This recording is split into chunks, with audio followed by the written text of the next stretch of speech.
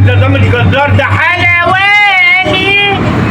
السلام عليكم ورحمة الله وبركاته. أحلى إخوات عندي على الصفحة، أهل وناس.